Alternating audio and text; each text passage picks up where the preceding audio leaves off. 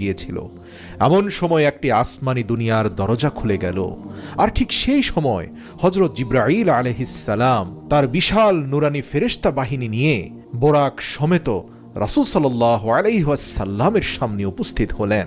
জিবরাইল উপস্থিত হয়ে কোনো কথা না বলে সোজা দাঁড়িয়ে থাকলেন, কারণ হাবিব আল্লাহ চোখ বন্ধ করে হৃদয়কে প্রশান্তি দিয়ে আরাম করছিলেন। হযরত জিবরাইল আলাইহিস সালাম হাত বেঁধে দীর্ঘক্ষণ দাঁড়িয়েছিলেন আর ভাবছেন, যদি শব্দ করে তাকে জাগ্রত করি তাহলে হাবিব আল্লাহর সাথে বেয়াদবি হয়ে যাবে। তিনি চিন্তা করছিলেন রাসূল সাল্লাল্লাহু আলাইহি ওয়াসাল্লামকে তিনি জাগ্রত করবেন কিভাবে। আর ঠিক সেই সময় আরশে মুআল্লামা থেকে হুকুম নাজিল হলো, হে জিবরাইল, তুমি আমার মাহবুবের কদম মোবারকে চুমু দিয়ে দাও, যাতে করে তোমার মুখের ঠান্ডা স্পর্শে আমার মাহবুবের চোখ খুলে যায়। আল্লাহু আকবার।